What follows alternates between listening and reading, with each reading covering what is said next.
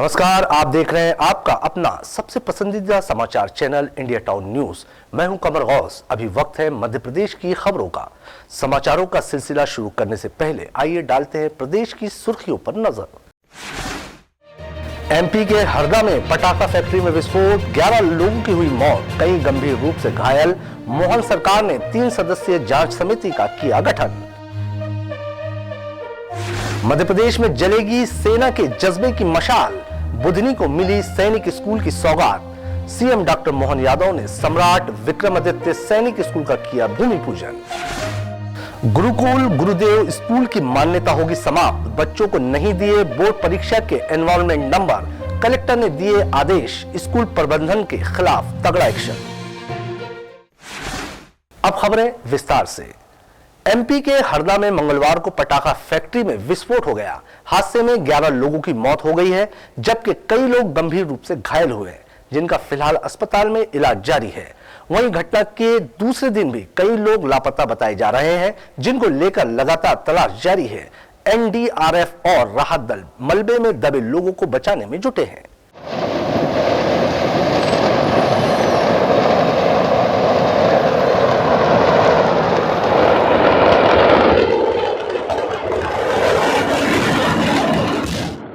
से India town news संवाददाता राजेंद्र बिल्लौरी के मुताबिक पटाखा फैक्ट्री विस्फोट के बाद भीषण आग लग गई। इसके बाद धमाकों का सिलसिला शुरू हो गया। एक के बाद एक हुए लगभग 15 धमाकों से पूरा इलाका थर्रा उठा। बताया गया है कि फैक्ट्री में पटाखे बनाने के लिए बारूद का भंडार रखा था। एक ब्लास्ट के बाद चिंगारी बारूद के ढेर में पहुंच गई और भीषण आग लग गई। इसके बाद धमाकों का लंबा सिलसिला चल पड़ा। धमाकों की आवाज कई किलोमीटर दूर तक सुनाई देती रही। हादसे में लगभग 8 लोगों के मारे जाने और 70 से अधिक लोगों के जख्मी होने की खबर है। कई घायलों की हालत गंभीर बताई गई है। सूत्र बताते हैं कि हताहतों की संख्या और बढ़ सकती है। बताया जाता है कि हादसे के वक्त फैक्ट्री में 30 से अधिक मजदूर काम कर रहे थे। भोपाल से इंडिया टाउन न्यूज संवाददाता फरहान खान ने जानकारी दी है कि 50 से ज्यादा एम्बुलेंस घटना स्थल के लिए रवाना कर दी गई है। मुख्यमंत्री डॉक्टर मोहन यादव ने घटना पर गहरा दुख जताया है और हादसे में मृतकों के परिजनों को 4-4 लाख रुपए की आर्थिक सहायता राशि प्रदान करने की घोषणा की है। मुख्यमंत्री ने तुरंत घटना पर संज्ञान लेते हुए सभी वरिष्ठ अधिकारियों को मौके पर पहुंचने के निर्देश दिए। इस घटना की जानकारी आते ही हमने तुरंत अपने प्रशासन को एक्टिव करते हुए जो हो सकता है वो सब करने के लिए लगभग 50 से ज़्यादा एम्बुलेंस हमने रवाना कर दी है। इसमें घायलों को तुरंत नज़दीक के हॉस्पिटल में इसकी सुविधा मिले पर यूनिट चालू हो जाए, इसलिए इंदौर, भोपाल, होशंगाबाद सभी दुर्भाग्य यूनिट और डॉक्टरों की टीम तैनात कर दी है। हमने घोषणा की है कि जो भी घायल होगा उसका इलाज पूरा मुफ्त किया जाएगा। जिनके घर में ये घटना घटी है या जिनकी मृत्यु हुई है उनको परिवार को लगभग 4 लाख रुपए प्रति परिवार उसमें देने की हमने घोषणा की है। साथ ही साथ कोशिश कर रहे हैं कि इसमें जो घायल हैं उनको पूरा यथायोग्य सब प्रकार का इलाज कराया जा सके। Bureau report, India town news. Madhya Pradesh के मंडला में पुलिस और प्रशासन ने पटाखा मैगजीन व अन्य विस्फोटक सामग्री के विक्रेताओं को सुरक्षा के मानकों का पालन कराने और गोदाम और दुकानों में सुरक्षा इंतजामों की जांच के लिए विशेष अभियान चलाया। प्रदेश के हरदा में हुई घटना के बाद ये कदम उठाया गया है। सतना शहर के सिविल लाइन थाना के विराटनगर पतेरी इलाके में उस वक्त हड़कंप मच गया जब वहां रहने वाले विनीत त्रिपाठी को उनकी पत्नी ने घर में एक पराई महिला के साथ पकड़ लिया। पकड़े जाने के बाद विनीत की पत्नी रश्मि मिश्रा ने विनीत और उसके साथ मौजूद महिला की चप्पलों से जमकर धुनाई कर दी। रश्मि ने दोनों की जी भर कर पिटाई करने के बाद पुलिस को फोन करके मौके पर बुला लिया। फिर पुलिस और परिजनों की मौजूदगी में भी रश्मि ने पति और उसकी कथित प्रेमिका की चप्पल से जमकर धुनाई की। इस दौरान पुलिस बीच बचाव करती नजर आई, लेकिन रश्मि इस कदर गुस्से में थी कि उसे शांत करने में पुलिस के भी पसीने छूटने लगे। वह अपना पूरा गुस्सा पति और उसकी प्रेमिका पर उतारती रही। रश्मि का कहना है कि विनीत ने उसे 3 साल से मायके भेज रखा है और वापस घर नहीं बुला रहा है, साथ ही तलाक के लिए दबाव भी बना रहा है। इस बात से परेशान होकर रश्मि ने पति के पीछे अपने जासूस लगा रखे थे। उसे शक था कि उसके पति का किसी गैर महिला से अवैध संबंध है और अंततः उसने उन्हें रंगे हाथ पकड़ लिया। रश्मि ने मामले की शिकायत सिविल लाइन थाने में दर्ज कराई है। पुलिस ने शिकायत दर्ज कर जांच शुरू कर दी है। सतना से इंडिया टाउन न्यूज के लिए प्रदीप कश्यप की रिपोर्ट। पति को पराई औरत के साथ कमरे में देख पत्नी का पारा 7वें आसमान पर चढ़ गया और उसने पति व महिला की चप्पलों से जमकर धुनाई कर दी। जहां पत्नी ने दोनों को धुना, वहीं पुलिस वालों के सामने भी उनकी जमकर खातिरदारी की। पत्नी बीते 3 साल से पति से अलग अपने मायके में रह रही थी। एसडीएम, एसडीओपी, तहसीलदार और थाना प्रभारी ने सभी गोदाम और दुकानों की जांच की और सभी नियमों का पालन करते हुए सुरक्षा के पुख्ता इंतजाम रखने की नसीहत दी। मंडला में 3 बड़े गोदाम हैं जिन पर एसडीओपी मंडला, एसडीएम मंडला, कोतवाली थाना और तहसीलदार साहब की मौजूदगी में तीनों गोदाम और 3 फुटकर दुकानें हैं, उनकी चेकिंग की गई है। अभी जो वर्तमान में घटना घटी है उसके संदर्भ में माननीय मुख्यमंत्री जी के निर्देश हैं, इस संबंध में ये कार्रवाइयाँ की जा रही हैं और ये चेक किया जा रहा है कि नियम अनुसार ये दुकानें या गोदाम सही ढंग से काम कर रहे हैं, इसमें स्टॉक जो रखा गया है सही ढंग से रखा गया है, इसमें सुरक्षात्मक उपाय किए गए हैं नहीं किए गए हैं, इन संबंध में इसकी जांच की जा रही है। मंडला से इंडिया टाउन न्यूज के लिए लखन भांडे की रिपोर्ट। किसान की कृषि भूमि पर सरपंच ने तालाब बनवा दिया। सीएम हेल्पलाइन में शिकायत करने पर भी किसान को इंसाफ नहीं मिल पाया, उल्टे धमकी दी जाने लगी। जीवन यापन का जरिया छिन जाने से परेशान किसान ने परिवार सहित आत्महत्या करने का ऐलान कर दिया। मामला जबलपुर की शाहपुरा तहसील के ग्राम सुनवारा का है, जिस जमीन पर तालाब बनवाया गया है वह पुरान लाल कोरी एवं छवि लाल कोरी पिता तुलसीराम कोरी के नाम पर है। 1971-72 के रिकॉर्ड के अनुसार जमीन का रकबा 487 हेक्टेयर और खसरा नंबर 387, 383 व 385 है। जमीन रजिस्ट्रार कार्यालय में इन दोनों के नाम पर पंजीकृत भी है। किसान के परिवार का भरण पोषण इसी जमीन पर खेती से ही होता था। उसके 4 बच्चे हैं और अब किराए का मकान लेकर जबलपुर में रहते हुए सभी सदस्य मजदूरी करते हैं। मेरी जो जमीन है वो ग्राम सुनवारा में है, जो सरपंच महोदय जी के द्वारा जबरदस्त तालाब का निर्माण करवाया गया, वो जमीन मेरी है। और जो जनपद पंचायत सिहपरा के हैं एडीओ वगैरह, वो भी उन्हीं के साथ हैं। और सरपंच महोदय जी भर नहीं है, वो एडवोकेट भी हैं, वकील हैं। और मैं जब से इनने तालाब का निर्माण कराया, जब से मैं सभी अधिकारी, संबंधित अधिकारियों को आवेदन देता है, उन पर आज तक कोई सुनवाई नहीं हुई। किसान ने बताया कि उनकी जमीन पर तालाब बनवाए जाने के बाद जमीन का जो हिस्सा बचा था उसे उसके ही परिवार वालों ने हड़प लिया। किसान ने सीएम हेल्प नंबर 181 पर शिकायत की तो कुछ अधिकारियों ने घर पर आकर धमकी देते हुए उस पर शिकायत वापस लेने के लिए दबाव बनाया। किसान ने कहा कि अगर इंसाफ नहीं मिला तो वह अपने परिवार के साथ आत्मदाह कर देगा। मैं परिवार से मर जाऊंगा बिल्कुल, चाहे कुछ हो जाए। मैं बहुत परेशान हूँ। तो सरपंच और वकील भी है, मैं कहाँ जाऊँ, कहाँ भटकूं। कौन है सरपंच? मैं बिल्कुल गरीब आदमी हूँ। नाम क्या है सरपंच का? विजय कुमार पटेल है, वो सुनवारा का रहने वाला है। और वकील भी है, मैं क्या करूँ, वकील है, पैसे वाला है। मैं उसके आगे नतमस्तक हूँ, बिल्कुल कुछ नहीं कर पा रहा हूँ। वो मेरे आगे सब कुछ, सब जगह से मुझे परेशान कर रहा है। शासन और प्रशासन से अनुरोध करता हूँ कि मेरी जमीन मुझे दिलाई जाए।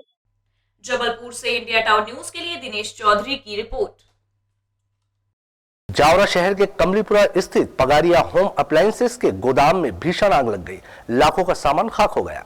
कमलीपुरा की जिस गली में गोदाम है वह गली इतनी सक्रिय है कि वहां निकलने पर परेशानी होती है। गोदाम पर आग लगने पर फायर ब्रिगेड की गाड़ी पहुंची तो गली में जाम लग गया। नगर पालिका के तथा निजी टैंकरों की मदद से फायर ब्रिगेड की गाड़ियों में पानी भरा गया, तब कहीं जाकर आग को बुझाने का काम शुरू हुआ। आग लगते ही बिजली कंपनी के अधिकारियों के साथ ही नपा और पुलिसकर्मी भी मौके पर पहुंचे और गोदाम के सामान को निकाला गया और आग पर काबू पाया गया। इस दौरान पूर्व नपा अध्यक्ष यूसुफ कड़पा, नपा उपाध्यक्ष सुशील कोचटा, सीएमओ दुर्गा बमानिया, तहसीलदार लीना जैन भी मौजूद रहे। रतलाम से इंडिया टाउन न्यूज के लिए राहुल बैरागी की रिपोर्ट। जबलपुर पुलिस बाइकर्स को हेलमेट पहनने और कार चलाने, सीट बेल्ट लगाने के लिए जागरूक कर रही है। पुलिस ने जनवरी माह में 9,000 से ज्यादा मामलों में 32 लाख रुपए से ज्यादा का जुर्माना वसूल किया। ये जुर्माना हेलमेट और सीट बेल्ट न लगाने वाले वाहन चालकों से वसूला गया। पुलिस ये अभियान तब तक जारी रखेगी जब तक पूरी तरह से लोग हेलमेट और सीट बेल्ट का उपयोग करना नहीं सीख लेते। अतिरिक्त पुलिस अधीक्षक ग्रामीण सूर्यकांत शर्मा ने बताया कि हर साल सड़क हादसे में हजारों लोग अपनी जान गंवा देते हैं। अधिकतर सड़क हादसों में बगैर हेलमेट चलना मौत की वजह बनती है। इसलिए लोगों को सड़क पर चलने के लिए हेलमेट और सीट बेल्ट लगाना अनिवार्य है। शहर में 4 हेलमेट जोन बनाए गए हैं, जहां जागरूकता के लिए सुबह 9 बजे से 2 बजे तक और शाम 6 बजे से रात 9 बजे तक हेलमेट और सीट बेल्ट लगाना जरूरी है। हर सोमवार को पुलिस द्वारा हेलमेट डे मनाकर लोगों को जागरूक किया जा रहा है। ये अभियान तब तक चलता रहेगा जब तक लोगों को इन चीजों की आदत ना पड़ जाए। वर्ष 2024 के प्रथम माह जनवरी में ही कुल 9,141 मोटर व्हीकल एक्ट के प्रकरण हमने रजिस्टर्ड किए हैं, जिसमें 32,20,255 रुपये समन शुल्क हमारे द्वारा वसूले गए हैं। हर सोमवार को मंडे इज हेलमेट डे अभियान चलाया जा रहा है और साथ ही जबलपुर के 4 जोन में हेलमेट जोन बनाया गया है, जिसमें उस अवधि में सुबह 9 से 2 बजे तक और शाम को 6 से 9 बजे तक आपको हेलमेट पहनकर आना अनिवार्य है। और जो भी इसका उल्लंघन करता है तो उसमें उसकी मोटर व्हीकल एक्ट के तहत प्रकरण दर्ज कर समन शुल्क वसूला जाता है। जबलपुर से इंडिया टाउन न्यूज के लिए दिनेश चौधरी की रिपोर्ट। वक्त हो चला है एक छोटे से ब्रेक का। किसने रची साजिश, कौन हुआ शिकार, अदावत से अपराध तक का लेखा जोखा, कैसे खेला गया जुर्म का घिनौना खेल। अपराध की दुनिया और अपराधियों के पैकरों से आपको करने बाखबर।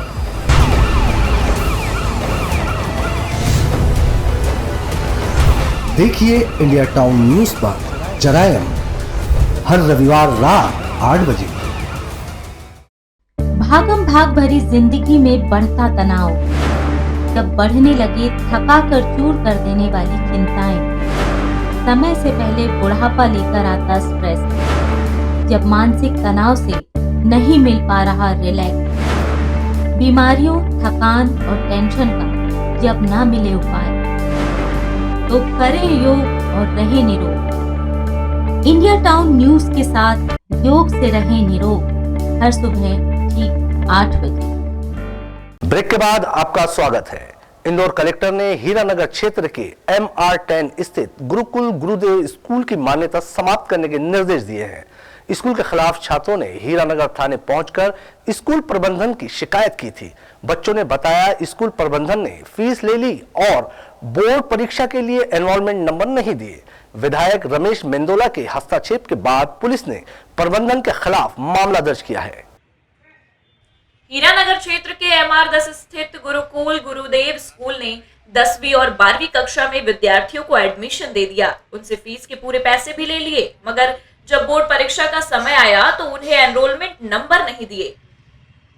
विद्यार्थियों के परिजनों ने अपने स्तर पर जानकारी जुटाई तो पता चला कि स्कूल प्रबंधन को 10वीं और 12वीं कक्षा की मान्यता ही नहीं मिली है। स्कूल प्रबंधन द्वारा शिक्षा विभाग में किसी प्रकार की राशि जमा नहीं की गई है। बच्चों के परिजनों ने क्षेत्रीय विधायक रमेश मेंदोला से शिकायत की। विधायक की पहल पर पुलिस ने गुरुकुल गुरुदेव स्कूल प्रबंधन के खिलाफ मामला दर्ज किया है। इस मामले में कलेक्टर आशीष सिंह ने स्कूल की मान्यता भी समाप्त करने के निर्देश दिए। जिला प्रशासन ने पेरेंट्स से बच्चों के दाखिले, फीस वसूली की पावती और स्कूल से संबंधित अन्य दस्तावेजों को मांगे हैं। इसके बाद आगे की कार्रवाई की जाएगी। स्कूल मालिक के द्वारा फीस तो जमा करा ली गई थी, लेकिन कोई भी एनरोलमेंट नंबर या किसी भी तरीके का फॉर्म या किसी भी तरीके का दस्तावेज नहीं दिया गया था। और इस संबंध में जो भी स्कूल के प्रबंधक हैं उनके ऊपर FIR की कार्रवाई करा दी गई है और बहुत जल्दी ही स्कूल की मान्यता भी समाप्त करने के निर्देश दिए गए। देखिए, अभी हम लोग ढूंढ रहे हैं कि उनका कोई भी दस्तावेज उनके पास में हो। अभी उनके पास में किसी भी तरीके का दस्तावेज, रोल नंबर या कोई भी ऐसी चीज़ नहीं है जिससे कि उसको माध्यमिक शिक्षा मंडल के जरिए ढूंढा जा सके। जैसे ही गिरफ्तारी होती है, कुछ कागज मिलते हैं, हम लोग वैसे ही आगामी कार्रवाई। इंदौर से इंडिया टाउन न्यूज के लिए वी देवाशीष की रिपोर्ट।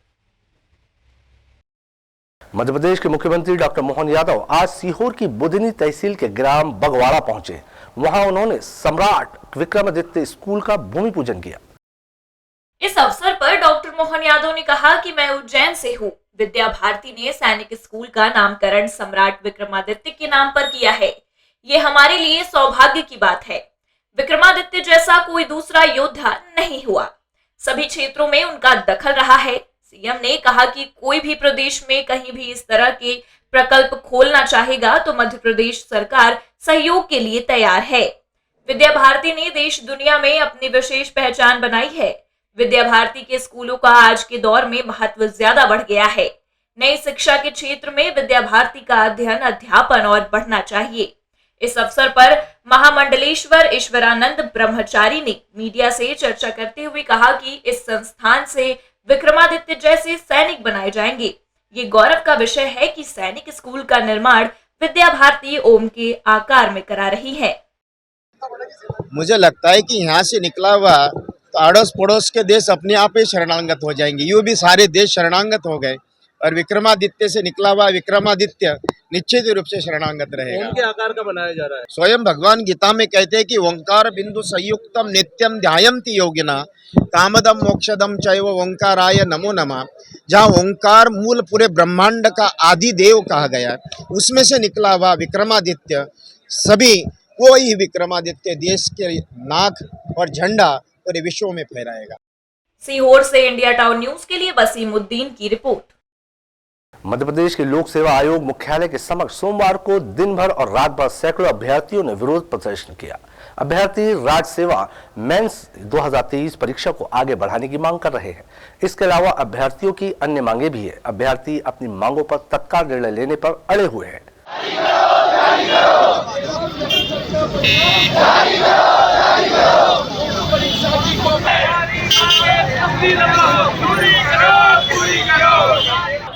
मध्य प्रदेश लोक सेवा आयोग मुख्यालय पर सैकड़ों अभ्यर्थी कई मांगों को लेकर प्रदर्शन कर रहे हैं। अधिकांश अभ्यर्थी एमपीपीएससी द्वारा आयोजित मेंस परीक्षा 2023 को आगे बढ़ाने की मांग कर रहे हैं। अभ्यर्थियों ने बताया कि 17 दिसंबर को हुई राज्य सेवा 2023 की प्रारंभिक परीक्षा का रिजल्ट 18 जनवरी 2024 को आया और अब राज्य सेवा मेंस परीक्षा 11 से 16 मार्च तक कराई जा रही है। प्री के रिजल्ट घोषणा से केवल 52 दिनों में मेंस परीक्षा होने से अभ्यर्थी नाराज हैं। उनका कहना है कि इतने कम समय में उनकी तैयारी नहीं हो पाएगी। 50 दिन में इतना विस्तृत सिलेबस तैयार करना पॉसिबल नहीं है। कम से कम उसमें हमें 90 दिन का समय दिया जाए और जो 2023 में इतनी कम सीटें दी है इन्होंने, तो 2024 के प्रीलिम्स में हम लोगों को जो परीक्षा का आयोजन हो रहा, कम से कम 500 सीट वहाँ पे दी जाए, यही हमारी मांग है। लेकिन आज हम लोग सड़कों पे और यहाँ पे जितने बच्चे प्रारंभिक परीक्षा पास करके आए, सब लोग बहुत अच्छे से पढ़ाई करने वाले बच्चे, और आज वो सड़क पे अगर देश का भविष्य सड़क पे है तो मैं सोचती हूँ आने वाला देश का भविष्य अंधकार में हो सकता है। इसके अलावा अभ्यर्थियों की अन्य मांगे भी हैं। वे 13% प्रावधिक भाग का अंतिम रिजल्ट जारी करने की भी मांग कर रहे हैं।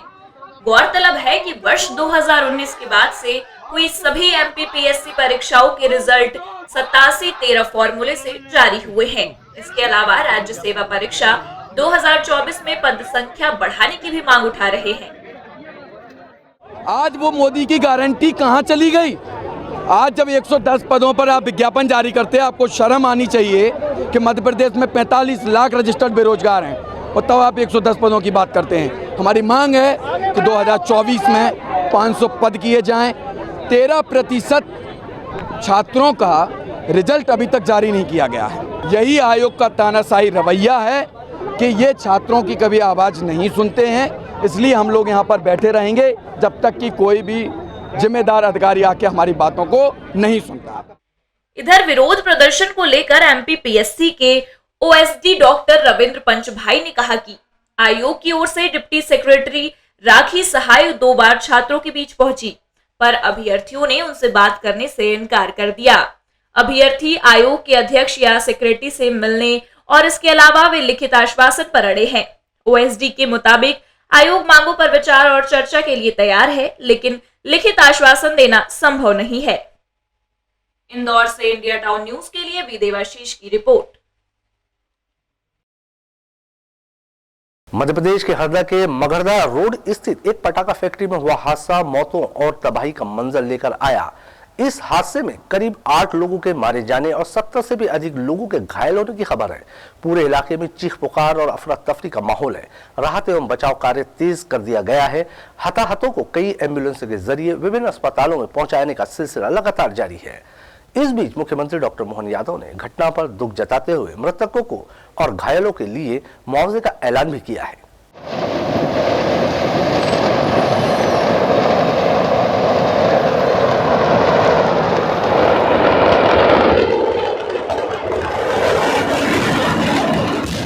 हरदा से इंडिया टाउन न्यूज संवाददाता राजेंद्र बिल्लौरी के मुताबिक पटाखा फैक्ट्री विस्फोट के बाद भीषण आग लग गई। इसके बाद धमाकों का सिलसिला शुरू हो गया।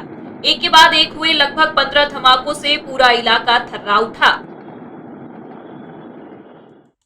बताया गया है कि फैक्ट्री में पटाखे बनाने के लिए बारूद का भंडार रखा था।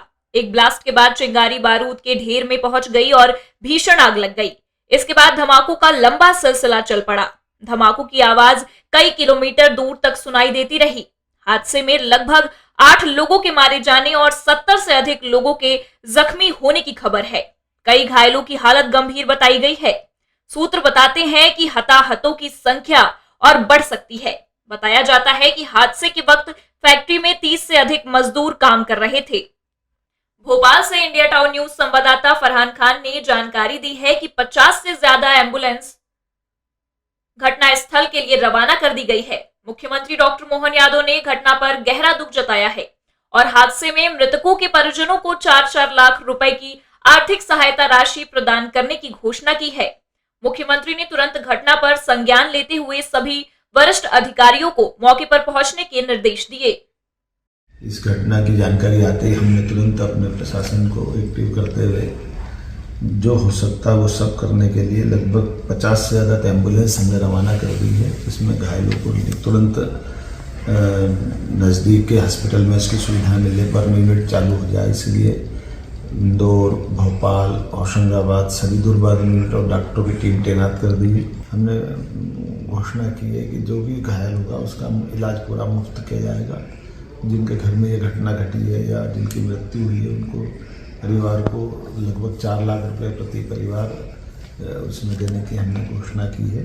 साथ ही साथ कोशिश कर रहे हैं कि इसमें जो घायल हैं उनको पूरा यथायोग्य सब प्रकार का इलाज कराया जा सके। Bureau report, India town news. Lok Sabha चुनाव को लेकर सभी राजनीतिक पार्टियां तैयारी में जुट गई है। वहीं भाजपा भी जिन सीटों पर विजय प्राप्त नहीं कर पाई थी उन सीटों को जीतने की तैयारी शुरू कर दी है। इसी कड़ी में छिंदवाड़ा के भाजपा कार्यालय में कैलाश विजयवर्गीय ने कार्यकर्ताओं और नेताओं से बैठक ली। मध्य प्रदेश में छिंदवाड़ा जिले की लोकसभा सीट पर इस बार कमल का फूल खिलाने की कोशिश में भाजपा जुट गई है। भाजपा के वरिष्ठ नेता कैलाश विजयवर्गीय ने भाजपा कार्यालय में नेता और कार्यकर्ताओं के साथ बैठक ली। इस बार छिंदवाड़ा लोकसभा सीट से कौन सा उम्मीदवार सामने रहेगा, इसे लेकर नामों पर चर्चा की गई। आज पूर्व सीएम कमलनाथ जी छिंदवाड़ा से रवाना होने से पहले ये चल रहा था कि उनके भाजपा में प्रवेश को लेकर अटकलें लगाई जा रही थी। आज उन्होंने मीडिया से चर्चा में इसका खंडन किया है, तो इस पर आपकी प्रतिक्रिया है? तो लेंगे नहीं, हमारे दरवाजे तो उनके लिए बंद है बिल्कुल, और हम क्यों लेंगे भाई?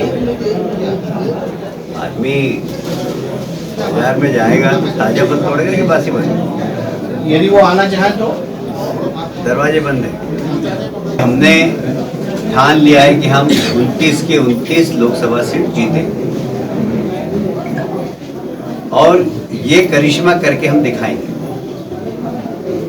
मैं आज दावे से कह रहा हूँ छिंदवाड़ा सीट हम लाखों से जीतेंगे, हजारों की बात नहीं कर रहा हूँ, लाखों से जीतेंगे।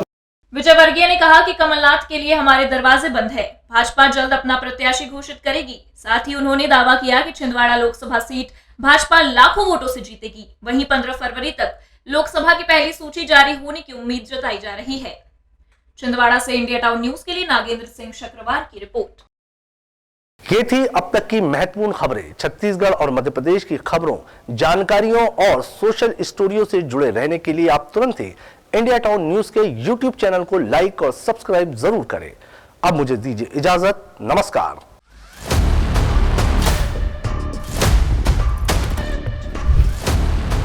राजनीति की शतरंज, किसकी शह किसकी मार, कहां प्यादा बना वजीर,